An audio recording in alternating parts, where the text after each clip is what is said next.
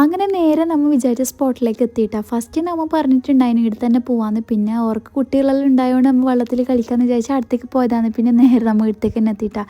ഇവിടെ എത്തും വന്നിട്ട് കുറച്ചും കൂടി സമാധാനമായത്. പിള്ളേർക്ക് കളിക്കാനും അതുപോലെ ഫുഡും എല്ലാം ഇവിടെ തന്നെ കിട്ടുന്നുണ്ട്.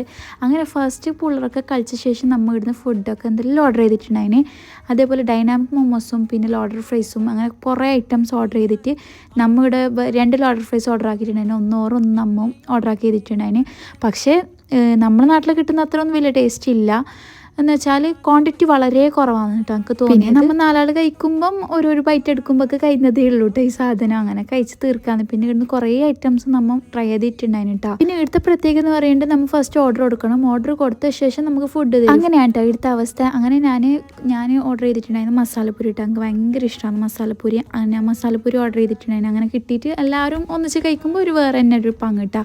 ഇങ്ങനെ കഴിക്കുമ്പോൾ തീരുന്നതും അറിയില്ല. അല്ലെങ്കിൽ ഒറ്റക്ക് തന്നെ കഴിക്കുമ്പോൾ തീരില്ലല്ലോ, ഭയങ്കര ബുദ്ധിമുട്ട്. പിന്നെ ഇവിടുത്തെ മസ്റ്റായിട്ട് കഴിക്കേണ്ട ഒരു ഐറ്റം തന്നെയാണ് കേട്ടോ. ഞാൻ ഇതെപ്പോൾ കഴിക്കണം എന്ന് വിചാരിക്കും. പക്ഷേ ഇടുന്നാണ് കേട്ടോ അത് വിചാരിച്ചിട്ട് നമ്മൾ ഇവിടുന്ന് മസ്റ്റ് ട്രൈ എന്തെന്ന് ചോദിക്കുമ്പോൾ ഓർ പറഞ്ഞത് ന്യൂട്രൽ റോൾ എന്നാണ് കേട്ടോ. അങ്ങനെ അത് കഴിച്ചിട്ടുണ്ടായിന്. അത് ടേസ്റ്റും കൂടി 3 തൊട്ട് നമ്മൾ വാങ്ങിയിട്ടുണ്ടായിട്ട് അത് തീരുന്ന വേ അറിഞ്ഞിട്ടാട്ടോ. അത്രക്കും ടേസ്റ്റാണ്. പിന്നെ അവിടെ കുട്ടികൾക്കൊക്കെ കളിക്കാൻ പറ്റിയ അടിപൊളി പാർക്കും കൂടി ഉണ്ടായിട്ട് അങ്ങനെ അവിടെ നിന്ന് കുറച്ച് കളിയൊക്കെ കഴിഞ്ഞിട്ട് നമ്മൾ നാട്ടിലേക്ക് തിരിഞ്ഞ വിശേഷമാണ് കേട്ടോ. അപ്പോൾ 2 കാറോടെ പോയതാണ്.